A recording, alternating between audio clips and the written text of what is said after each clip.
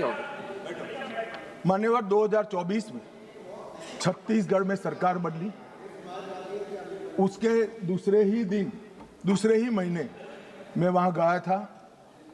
भाजपा की सरकार ने पूरा समर्थन का भरोसा दिया, साझा रणनीति बनी और 24 अगस्त 2024 को मैंने घोषित किया था कि 21 मार्च 2026 को ये नक्सलवाद पूरे देश से हम समाप्त करें। और उसके बाद जो हुआ वो मैं बताना चाहता हूं। मान्यवर, सुरक्षा घेरे में हमने बढ़ोतरी करी। मोदी जी के 11 साल में 596 फोर्टिफाइड पुलिस स्टेशन बने।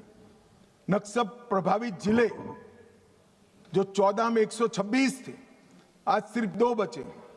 मोस्ट इफेक्टेड जिले 2014 में 35 थे, आज 0 है। नक्सल घटनाएं दर्ज करने वाले पुलिस स्टेशन जो 350 थे, आज 7 है। कैंप पिछले 6 साल में 406 नए सीएपीएफ के कैंप बनाए, 68 नाइट लैंडिंग हेलीपैड बनाए, 400 बुलेट प्रूफ ब्लास्ट प्रूफ गाड़ियां हमारे जवानों को दी गई, 5 अस्पताल हमारे जवानों के लिए बनाए गए और कम्युनिकेशन की सारी व्यवस्था चुस्त दुरुस्त कर दी गई। मान्यवर, परिणाम क्या हुआ? यहां बहुत सारे सांसदों ने कहा कि मारना नहीं चाहिए, वार्ता करनी चाहिए। मैं आंकड़े उनके लिए पढ़ रहा हूं। 24, 25 और 26 इसका संयुक्त आंकड़ा मान्यवर में पढ़ता हूं। मारे गए नक्सली 3 साल के अंदर 26 के अब तक मार्च तक 706 नक्सली मुठभेड़ में मारे गए। गिरफ्तार कितने हुए मान्यवर? 2218 गिरफ्तार हुए। उनको पकड़कर हमने जेलों में डाला है, अदालतों की शरण में ले गए और आत्मसमर्पण कितना किया? 4839 लोगों ने आत्मसमर्पण किया। और आप हमें संवाद की बात कर रहे हो? 4839 सरेंडर हुए, 2218 जेल में गए हैं और सिर्फ 706 जो सरेंडर होने नहीं देते थे, इनको बैन में रखा था, उनको पुलिस ने मुठभेड़ में मार गिराया। और मैं कहता हूं शासन का यही अप्रोच होना चाहिए। जो वार्ता करना चाहता है उसके साथ वार्ता करनी चाहिए और जो हमारे जवानों पर, किसानों पर, आदिवासियों पर, बच्चों पर गोली चलाता है उसका जवाब गोली से देना चाहिए। यही शासन का रूल होता है, यही शासन का नियम होता है। मान्यवर, हमने संवाद, सुरक्षा और समन्वय तीनों का उपयोग किया है। नवीनतम टेक्नोलॉजी का उपयोग कर रहे हैं, सटीक निगरानी और ढेर सारे टेलीफोन बिलों का विश्लेषण करा है। Location tracking system, mobile phone की गतिविधियां, scientific call logs, social media analysis, forensic और तकनीकी संस्थानों की सहायता लेकर ये पूरे अभियान का हमारे गृह मंत्रालय ने नेतृत्व किया है। ड्रोन सर्वेलेंस, सैटेलाइट का उपयोग, इमेजिंग टेक्नोलॉजी और आर्टिफिशियल इंटेलिजेंस आधारित डेटा एनालिसिस से ये सफलता मान्यवर प्राप्त हुई है। मान्यवर, कई ऐसे अभियान भी चले जिसने बड़े बड़े क्षेत्र क्लियर कर दिए। अगर मैं नहीं बोलता हूं तो हमारे जवानों के लिए अन्याय हो जाएगा। ऑपरेशन ऑक्टोपस 2022 में चला, बूढ़ा पहाड़ क्षेत्र में बिहार में चला। Operation double would Gumla, Lohardaga और लातेहार जिलों में चला। 8 से 25 फरवरी तीनों जिले नक्सलवाद से मुक्त हो गए। 2022 में चला। ऑपरेशन थंडरस्टॉर्म झारखंड के सरायकेला, पश्चिमी सिंहभूम और खूंटी जिले में 1 से 3 सितंबर 22 में चला। ऑपरेशन भीमबंद मुंगेर जिले के जून व जुलाई 22 में चला। ऑपरेशन चक्रबांधा बिहार के गया और औरंगाबाद जिलों में 22 में चला और ये सारे एरिया मान्यवर इससे मुक्त हो गए। मान्यवर, एक ऑपरेशन की ओर मैं विशेष ध्यान दिलाना चाहता हूं सदन का। ऑपरेशन ब्लैक फॉरेस्ट तेलंगाना और छत्तीसगढ़ की सीमा में 50 किलोमीटर लंबी और 37 किलोमीटर चौड़ी एक पहाड़ी है। ये पहाड़ी पर इन्होंने अपना एक परमानेंट कैंप बनाया था। 5 साल लड़ सके इतना असला, इतने हथियार, सोलार से वहां लाइट की व्यवस्थाएं, ढेर सारी आईडी बनाने की फैक्ट्रियां और 5 साल का अनाज वहां पर भरा था। 400 से 500 कैडर वहां पर एकत्रित थे। और मान्यवर, मैं आज बड़े संवेदनशीलता के साथ कहना चाहता हूं कि बहुत गर्मी थी मान्यवर। 45 डिग्री टेम्परेचर पहाड़ पर था। पत्थर 10 बजते बजते गर्म हो जाता था। शरीर में से 2 लीटर 3 लीटर पसीना बह जाता था। हम जवान को पीने के लिए रेशनिंग में 300 ग्राम पानी देते थे। जवानों ने उफ नहीं की मान्यवर। 21 दिन तक ऑपरेशन चला। 30 से ज्यादा माओवादी मारे गए। बाकी सारे नीचे उतरते ही पुलिस के साथ मुठभेड़ों में मारे गए या सरेंडर किए। और ये पूरा असला हमने जब्त कर लिया। इसी ने महाराष्ट्र, छत्तीसगढ़ मतलब बस्तर और तेलंगाना में माओवादी आंदोलन का अंत कर। मैं आज भी बड़ी विनम्रता के साथ और बड़े भाव के साथ सीए बोलता, सुनिए ना, आगे सुनिए ना। कोई मान्यवर, बड़ी विनम्रता के साथ और बड़ी संवेदनशीलता के साथ कोबरा, सीआरपीएफ, डीआरजी और छत्तीसगढ़ पुलिस को मन पूर्वक इस सदन में सैल्यूट करना चाहता हूं मान्यवर। इन्होंने अमानवीय धैर्य का उपयोग कर इनके किले को तोड़ा है। वैसे ये कह रहे हैं ग्रेहाम का भी रोल है, मगर हमें तेलंगाना सरकार ने ऊपर आने से ना बोल दी थी कि हम ऊपर नहीं आएंगे, ये नीचे आएंगे तो हम इनको रोकेंगे। इसके लिए धन्यवाद। जो नीचे आए इसको रोका है, ऊपर नहीं आए मान्यवर। और ये आज जो 2024 की इनकी मुख्य कैडर है मान्यवर, इसकी स्थिति आज मैं बताना चाहता हूं।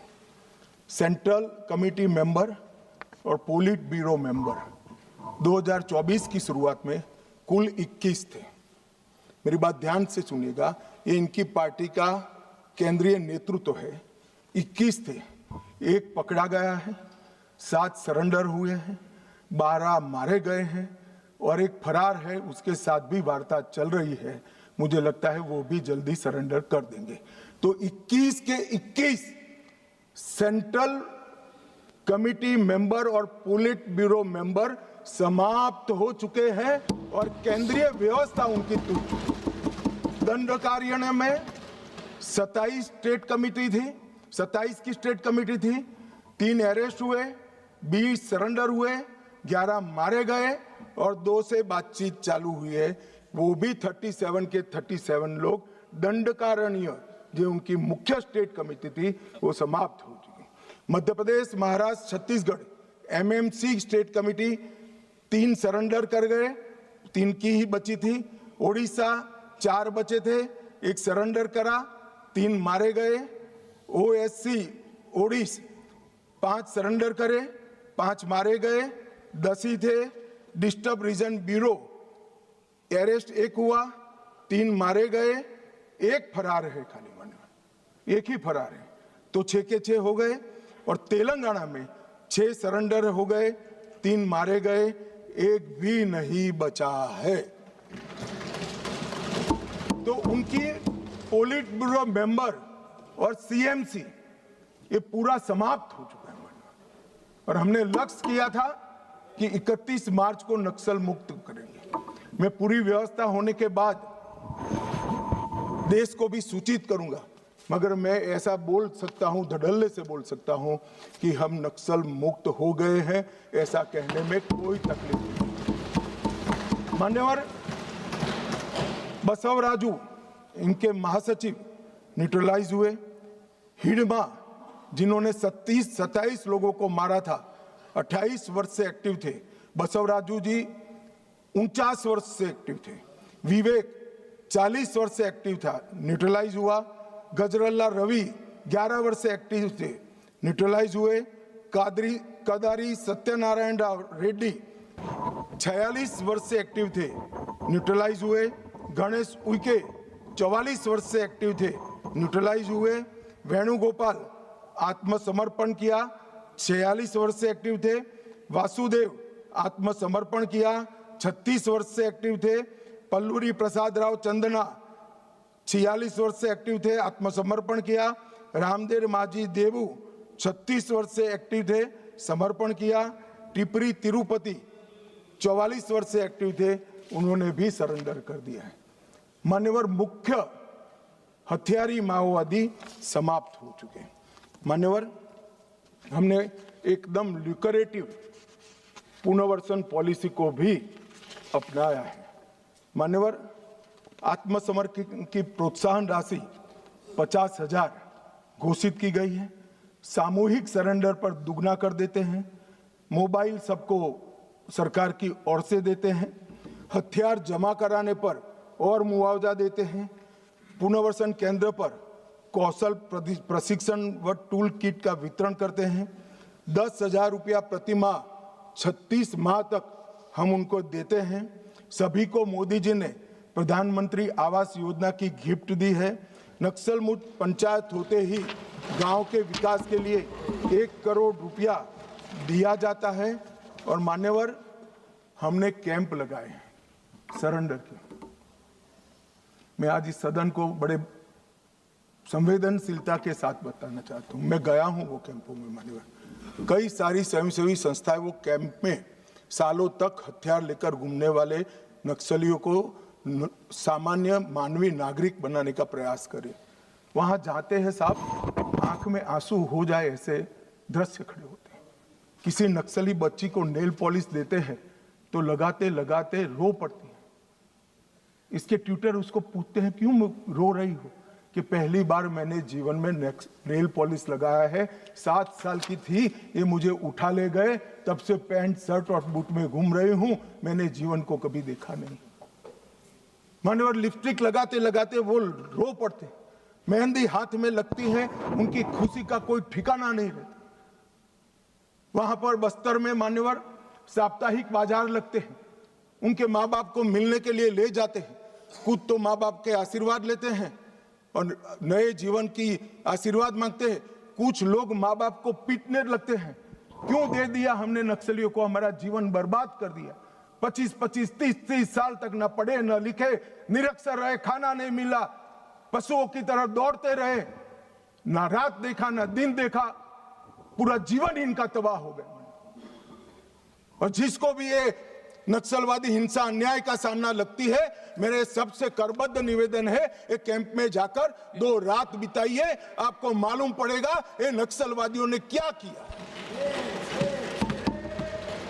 और यहां बैठकर फैशनेबल तरीके से इनका पक्ष लेना, कि इनकी सुनो, इनसे चर्चा करो, बहुत सरल है किसी के पास जवाब?